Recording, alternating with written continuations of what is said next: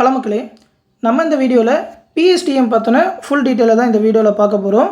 ஏன்னா பார்த்தீங்கன்னா குரூப் 4 எக்ஸாமுக்கு அப்ளை பண்ணுறதுக்கு பிஎஸ்டிஎம் சர்டிஃபிகேட் நிறைய பேருக்கு தேவைப்படும். போன வீடியோ கூட அந்த பிஎஸ்டிஎம்க்கு வந்து புதுசாக ஒரு வழிகாட்டு நெறிமுறைகள்னு ஜிஓ ரிலீஸ் பண்ணியிருந்தாங்க. அதாவது ஆல்ரெடி காலேஜஸ் இருந்து க்ளோஸ் பண்ணிட்டாங்கனாக்கா எங்கே வாங்கணும் அப்படின்னு சொல்லி ஒரு வழிகாட்டு நெறிமுறைகள் ரிலீஸ் பண்ணியிருந்தாங்க. அதை பற்றி நம்ம வீடியோ போட்டிருந்தோம். அந்த வீடியோட கமெண்ட் செக்ஷன்லேயும் நிறைய பேர் கமெண்ட்ஸ் பண்ணியிருந்தாங்க. அதாவது பிஎஸ்டிஎம் பற்றி நிறைய டவுட் கேட்டாங்க. அந்த டவுட் எல்லாத்தையுமே பார்ப்போம்.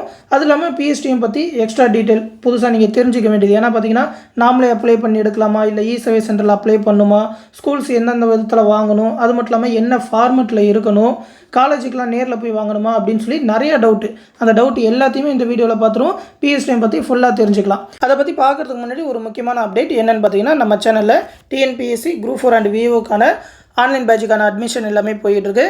10ஆம் தேதி முன்னாடி ஜாயின் பண்ணுறவங்களுக்கு ஒரு ஆஃபராக 999 ரூபா தான் சொல்லியிருக்கோம். இந்த பேட்ச்லேயே பார்த்தீங்கன்னாக்கா டெஸ்ட் சீரிஸ், ஸ்டடி மெட்டீரியல், அது மட்டும் இல்லாமல் கிளாஸ் வீடியோஸ், அந்த டெஸ்ட்டுக்கான எக்ஸ்ப்ளனேஷன் வீடியோஸ், அது மட்டும் இல்லாமல் லாஸ்ட் 1 இயர்க்கான கரண்ட் அஃபேர் பிடிஎஃப் அப்படின்னு சொல்லி எல்லா மெட்டீரியல் அண்ட் கிளாஸஸுமே ப்ரொவைட் பண்ணிடுவோம். ரொம்பவே யூஸ்ஃபுல்லாக இருக்கும். இந்த பேட்சில் ஜாயின் பண்ண நினைக்கிறவங்க இந்த 8903302290 அப்படின்ற வாட்ஸ்அப் நம்பருக்கு மெசேஜ் பண்ணுங்கள். உங்களோட டெலகிராம் நம்பருமே இந்த கிளாஸ் பேட்சில் ஜாயின் பண்ணி விடுவாங்க. இந்த கிளாஸ் பேட்ச் பற்றின ஃபுல் டீட்டெயிலை இந்த வீடியோட கடைசியில் பார்ப்போம். இப்போ இந்த இன்ஃபர்மேஷன் பற்றி பார்த்துருவோம். ஃபஸ்ட்டு பார்த்தீங்கன்னாக்கா நீங்கள் பார்க்குற இந்த இமேஜ் வந்து டிஎன்பிஎஸ்லேருந்து அனுப்பப்பட்ட ஒரு மெயில். அதாவது என்ன ஃபார்மெட்டில் இருக்கணும் அப்படின்னு சொல்லி. ஏன்னா ஏற்கனவே வாங்கினதை அப்ளை பண்ணலாமா அப்படின்னு சொல்லி கேட்டிருந்தாங்க. ஏற்கனவே உரிய அலுவலரிடம் இருந்து பெற்றுள்ள சான்றிதழ் போதுமானது. அறிக்கை எண் 1/2024, அதாவது குரூப் 4 நோட்டிஃபிகேஷன்லேயும் அந்த பிஎஸ்டிஎம்மோட ஃபார்மெட் கொடுத்துருப்பாங்க. அந்த படிவத்தின் அடிப்படையில் சான்றிதழ்களை சமர்ப்பிக்குமாறு அறிவுறுத்தப்படுகிறார்கள் அப்படின்னு சொல்லியிருக்காங்க. பிஎஸ்டிஎம் ஃபார்மெட் வந்து டிஎன்பிஎஸ்சி நோட்டிஃபிகேஷன்லேயும் இருக்குது, டிஎன்பிஎஸ்சி வெப்சைட்லேயுமே இருக்குது. அதுலேயே நீங்கள் டவுன்லோட் பண்ணிக்கலாம். நீங்கள் இதுக்கு முன்னாடி வாங்கியிருந்தீங்கன்னா ஓல்டு ஃபார்மெட்டில் இருந்ததுனாக்கா அதை ஒத்துக்க மாட்டாங்க. நியூ ஃபார்மெட் ரிலீஸ் பண்ணியிருக்காங்க. சொல்லப்போனால் 2022 தான் அந்த நியூ ஃபார்மெட் வந்திருக்கு. 2021 கூட அந்த ஃபார்மெட் இருக்காது. 2023 நீங்கள் வாங்கியிருந்தீங்கன்னா நியூ ஃபார்மெட்டில் தான் இருக்கும். அதனால் பிரச்சனை இல்லை. அந்த ஃபார்மெட் எப்படி இருக்குன்னு பார்த்துக்கோங்க. குரூப் 4 நோட்டிஃபிகேஷன்லேயே கூட பேஜ் நம்பர் 49 கொடுத்துருக்காங்க. இந்த மாதிரி பிஎஸ்டிஎம் ஃபார்மெட் கொடுத்துருக்காங்க. நோட்டிஃபிகேஷன் இங்கிலீஷில் இருந்ததுனாக்கா இங்கிலீஷில் தான் ஃபார்மெட் இருக்கும். தமிழ் நோட்டிஃபிகேஷன் டவுன்லோட் பண்ணிங்கன்னா தமிழ் ஃபார்மெட் இருக்கும். அப்படி இல்லைனாக்கா டிஎன்பிஎஸ்சியோட அந்த அப்ளை பண்ணுற பேஜில் போனீங்கன்னா இந்த இடத்துல how download the new PSTM format அப்படின்னு சொல்லியிருக்கோம். இந்த டாக்குமெண்ட்டை டவுன்லோட் பண்ணிங்கன்னா இந்த மாதிரியான பிஎஸ்டிஎம்மோட பிடிஎஃப் டவுன்லோட் ஆகும். இதில் வந்து தமிழ் அண்ட் இங்கிலீஷ் ரெண்டுத்துலையுமே அந்த ஃபார்மெட் கொடுத்துருப்பாங்க. ஏதாவது ஒரு ஃபார்மெட்டில் நீங்கள் வாங்கினா போதும். தமிழில் மட்டும் வாங்கினாலும் போதும், இல்லை இங்கிலீஷில் மட்டும் வாங்கினாலும் போதும். இது வந்து ஸ்கூலுக்கான தனியாகவும் கொடுத்துருக்காங்க, காலேஜுக்குன்னு தனியாகவும் கொடுத்துருக்காங்க. அந்த ஃபார்மெட்டில் தான் வாங்கணும். இப்போ பாருங்கள், பட்டயம், பட்டம், முதுநிலை பட்டம் அப்படின்னு சொல்லி. பட்டயம்னாக்கா டிப்ளமோ முடித்தவங்களும் நீங்கள் தமிழில் படிச்சிருந்தீங்கன்னா கண்டிப்பாக வாங்கலாம். ஏன்னா டிப்ளமோ போஸ்டிங்கும் டிஎன்பிஎஸ்சியில் நிறைய ரிலீஸ் பண்ணுறாங்க அப்படின்றதுனால டிப்ளமோ முடித்தவங்களும் பிஎஸ்டிஎம் வாங்கலாம். இ-சேவை வெப்சைட்டில் வந்து நாமளே கூட இந்த பிஎஸ்டிஎம் சர்டிஃபிகேட்டுக்கு அப்ளை பண்ண முடியும். TNESevai.tn.gov.in அப்படின்ற வெப்சைட்டில் போய்ட்டு இந்த இடத்துல பயனாளர் உள்நுழைவுன்னு இருக்கும். இந்த இடத்த கிளிக் பண்ணி நீங்களே கூட பிஎஸ்டிஎம் சர்டிஃபிகேட் வாங்க முடியும். மேலே இருக்கிற அந்த துறை உள்நுழைவுன்றது இ-சர்வீஸ் சென்டர் வச்சுக்கிறவங்களுக்கு. ஆனால் பார்த்தீங்கன்னா நீங்கள் பிஎஸ்டிஎம் அப்ளை பண்ணலாமே தவிர மறுபடியும் அவங்க அப்ரூவ் பண்ணி டாக்குமெண்ட் கொடுத்துட்டாங்கன்னா அந்த டாக்குமெண்ட்டை உங்களால் டவுன்லோட் பண்ண முடியாது. அது இ-சர்வீஸ் சென்டர் வச்சுருக்கவங்களாக தான் முடியும். அந்த பாஸ்வேர்ட்லாம் தேவைப்படும். அதனால் நீங்கள் இ-சர்வீஸ் சென்டரில் போய் அப்ளை பண்ணுறது தான் நல்லது அப்படின்னு சொல்லி நான் சொல்லுவேன். நீங்களே அப்ளை பண்ண வேணாம். மறுபடியும் அவங்ககிட்ட போயிட்டு பிரிண்ட் அவுட் எடுக்கணும், அதுக்கு காசு கொடுக்கணும் அப்படின்றதுனால டைரெக்டாக இ-சர்வீஸ் சென்டர்லேயே அப்ளை பண்ணிடுங்க. இதில் பார்த்தீங்கன்னா பிஎஸ்டிஎம் ஃபார் ப்ரைவேட் கேண்டிடேட் அப்படின்னு கொடுத்துருக்காங்க. அதாவது தனியாக படிச்சிருப்பாங்க, ஸ்கூலில் படிக்காமல் அந்த 10th 12th மட்டும் டேரெக்டாக எக்ஸாம் எழுதுறாங்க. அந்த டுட்டோரியல் கேண்டிடேட் அப்படின்னு சொல்லுவாங்க. டுட்டோரியலில் படிச்சிருப்பாங்க. அவங்களுக்குமே பிஎஸ்டிஎம் வாங்கலாம். நீங்கள் தமிழ் மீடியத்தில் படிச்சிருந்தா நிறைய பேருக்கு அந்த டவுட் இருக்குது. அந்த 10th 12th எக்ஸாம் மட்டும் தனியாக எழுதிருந்தேன் அப்படின்ற மாதிரி சொல்லியிருந்தாங்க. அவங்களுமே வாங்கலாம். அது மட்டும் இல்லாமல் இந்த கீழே மேலே வந்து பிஎஸ்டிஎம் சர்டிஃபிகேட் டு கவர்மெண்ட் ஸ்கூல்ஸ்னு இருக்கும். கவர்மெண்ட் ஸ்கூல்ஸ்னாக்கா கவர்மெண்ட் ஸ்கூல் மட்டும் இல்லை, நீங்கள் ப்ரைவேட் ஸ்கூலாக இருந்து அந்த கவர்மெண்ட் எய்டடாக இருந்ததுனாக்கா அரசு உதவி பெறும் பள்ளி அப்படின்னு சொல்லுவாங்க. எல்லா ஸ்கூலுமே பார்த்தீங்கன்னா மேக்ஸிமம் ப்ரைவேட்டாக இருந்ததுனாலும் அந்த கவர்மெண்ட் ஸ்கூல் கணக்கில் தான் வரும். அந்த இடத்துல உங்கள் ஸ்கூல் பேருமே வரும். ஒன்றும் பிரச்சனை இல்லை. நீங்கள் அந்த ஸ்கூல் நேம் கொடுத்து அப்ளை பண்ணலாம். இந்த மாதிரி ப்ரைவேட் கேண்டிடேட்டுக்கும் கொடுத்துருக்காங்க, கவர்மெண்ட் ஸ்கூல் கேண்டிடேட்டுக்குமே கொடுத்துருக்காங்க. பட் காலேஜுக்கு இதில் காட்டல. காலேஜுக்கு அப்படி பார்த்தீங்கன்னா நீங்கள் டேரெக்டாக போய் வாங்குற மாதிரி கூட இருக்கும்.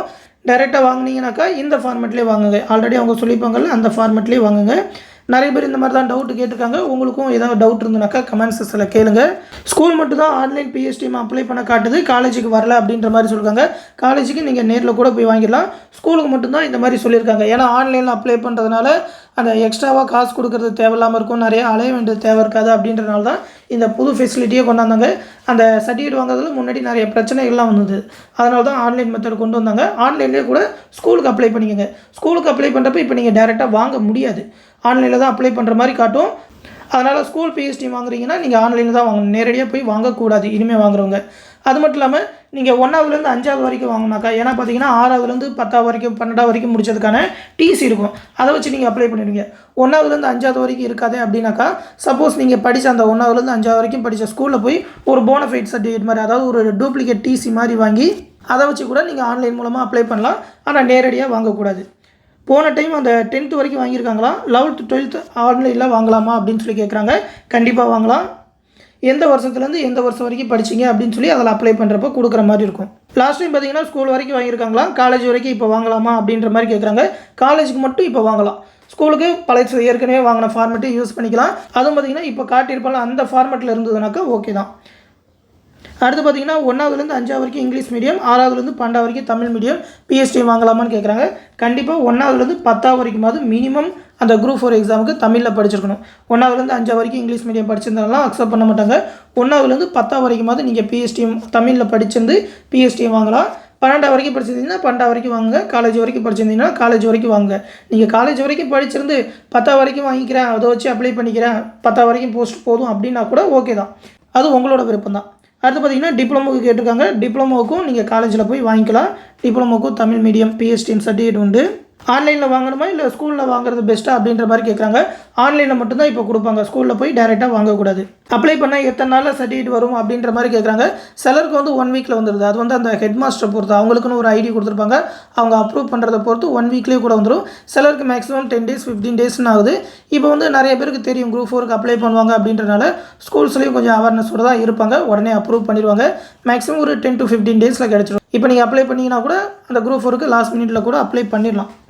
ஆன்லைனில் பிஎஸ்டிஎம் சர்டிஃபிகேட் எப்படி அப்ளை பண்ணுறதுன்னு கேட்குறாங்க. இ-சேவை சென்டரில் போய் அப்ளை பண்ணுங்கள். நீங்களாக அப்ளை பண்ண வேணாம், ஏன்னா உங்களோட டாக்குமெண்ட்டை டவுன்லோட் பண்ண முடியாது. இ-சேவையில் பண்ணுறது தான் பெஸ்ட்டு. 2022 வாங்கினா பிஎஸ்டிஎம் யூஸ் பண்ணலாமான்னு கேட்குறாங்க. 2022 பார்த்தீங்கன்னா அந்த புது ஃபார்மெட், இப்போ காட்டின ஃபார்மெட் ரிலீஸ் பண்ணிட்டாங்க.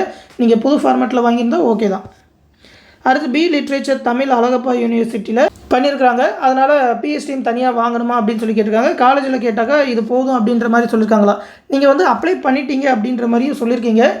அப்ளை பண்ணும்போது பார்த்தீங்கன்னா அந்த பிஎஸ்டிஎம் யாருக்கிட்ட வாங்குனீங்க, எந்த டேட்லேருந்து எந்த டேட் வரைக்கும் அப்படின்ற மாதிரிலாம் மென்ஷன் பண்ணுற மாதிரி இருக்கும். அந்த பிஎஸ்டிஎம் சர்டிஃபிகேட் நம்பர் வேறு கொடுக்குற மாதிரி இருக்கும்.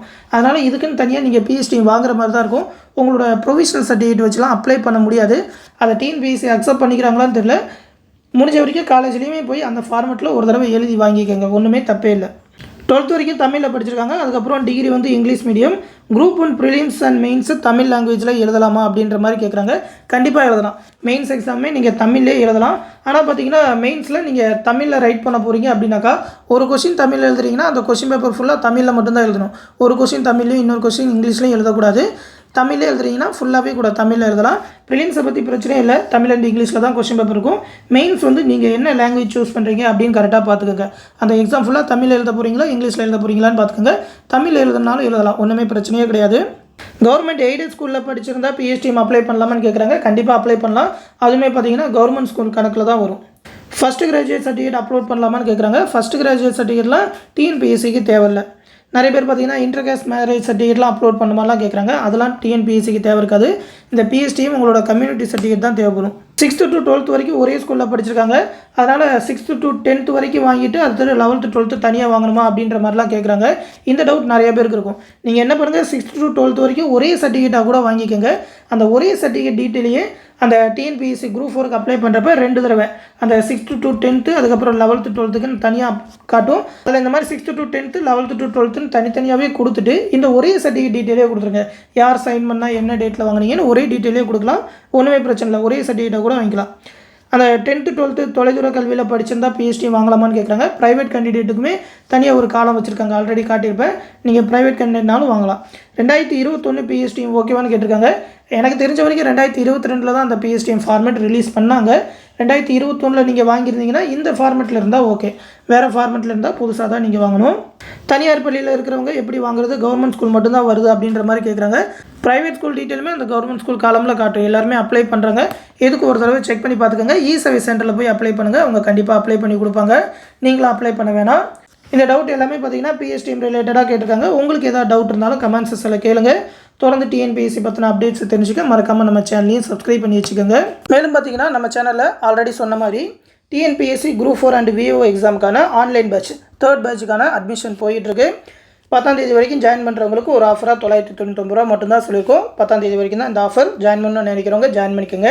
இந்த பேட்ச்லேயே பார்த்தீங்கன்னாக்கா எல்லா சப்ஜெக்ட்டுக்கும் தேவையான 27 தேர்வுகள், அது மட்டும் இல்லாமல் அந்த தேர்வுகளில் நடத்துகிற மேக்ஸ் அண்ட் ரீசனிங்கான எக்ஸ்ப்ளனேஷன் வீடியோஸ், அது மட்டும் இல்லாமல் எல்லா சப்ஜெக்ட்டுக்குமான மெட்டீரியல்ஸ் ஒரு 30,000க்கும் மேற்பட்ட ஒன் வேர்ட் ஆன்சர்ஸோட மெட்டீரியல் மேக் பண்ணியிருக்கோம். எல்லா சப்ஜெக்ட்டுக்குமே அது எல்லாத்தையுமே பிடிஎஃப் வடிவில் டெலகிராம் குரூப் மூலிமா கொடுத்துருவோம்.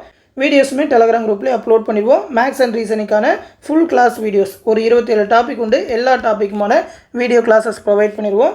அது மட்டும் இல்லாமல் ப்ரீவியஸ் இயர் கொஸ்டின் பேங்க், அது மட்டும் இல்லாமல் லாஸ்ட் 1 இயர்க்கான கரண்ட் அஃபேர் பிடிஎஃப்மே ப்ரொவைட் பண்ணிடுவோம். அதோட வீடியோஸ் எல்லாமே நம்மளோட யூடியூப் சேனல்லே கிடைக்கும். பேட்ச் வந்து 10ஆம் தேதியிலேருந்து ஸ்டார்ட் பண்ண போகிறோம். அதுக்கு முன்னாடி கிட்டத்தட்ட பார்த்தீங்கன்னா February 10ஆம் தேதி மெட்டீரியல் எல்லாமே ப்ரொவைட் பண்ணிடுவோம். என்னென்ன சப்ஜெக்ட்டுக்கான மெட்டீரியல் அப்படின்னு சொல்லி பார்த்தீங்கன்னா பொது தமிழ், கணிதம், வரலாறு, பொது தமிழே நியூ அண்ட் ஓல்டு புக்கு, உளவியல், அரசியலமைப்பு, புவியியல், பொருளாதாரம், அறிவியல், நடப்பு நிகழ்வுகள் அப்படின்னு சொல்லி எல்லா சப்ஜெக்ட்டுக்குமான பிடிஎஃப்மே ப்ரொவைட் பண்ணுவோம். நீங்கள் மெட்டீரியலாக வெளியே எங்கேயுமே தேட தேவையில்லை. நம்மளோட மெட்டீரியல் மட்டுமே படித்தாலே போதும். 185 கொஸ்டினுக்கு மேலே சாலிடாக ஆன்சர் பண்ண முடியும். ஏன்னா எல்லா கொஸ்டினும் கவர் ஆகிற மாதிரி தான் அந்த மெட்டீரியல் எல்லாமே மேக் பண்ணியிருக்கோம். வீடியோஸ் எல்லாமே பார்த்தீங்கன்னா ரெக்கார்டட் வீடியோஸாகவே கொடுத்துருவோன்றனால நீங்கள் எனி டைம் டவுன்லோட் பண்ணி படிச்சிக்க முடியும். அந்த கிளாஸ் பேட்சில் ஜாயின் பண்ண நினைக்கிறவங்க இந்த 8903302290 அப்படின்ற வாட்ஸ்அப் நம்பருக்கு மெசேஜ் பண்ணுங்கள். ஃபீஸ் பே பண்ணணும்னு நினைக்கிறவங்க இந்த 8903716083 அப்படின்ற கூகுள் பே, ஃபோன்பே நம்பருக்கு பே பண்ணிவிட்டு அதை ஒரு ஸ்க்ரீன்ஷாட் எடுத்து உங்களோட டெலகிராம் நம்பரோட இந்த வாட்ஸ்அப் நம்பருக்கே சென்ட் பண்ணிங்கன்னா உங்களே அந்த டெலகிராம் பேட்சில் ஜாயின் பண்ணி விட்ருவாங்க. இந்த பேட்ச் பற்றின ஃபுல் டீட்டெயிலாக ஆல்ரெடி ஒரு தனி வீடியோவாக ஃபுல்லாக எக்ஸ்பிளைன் பண்ணியிருக்கோம்.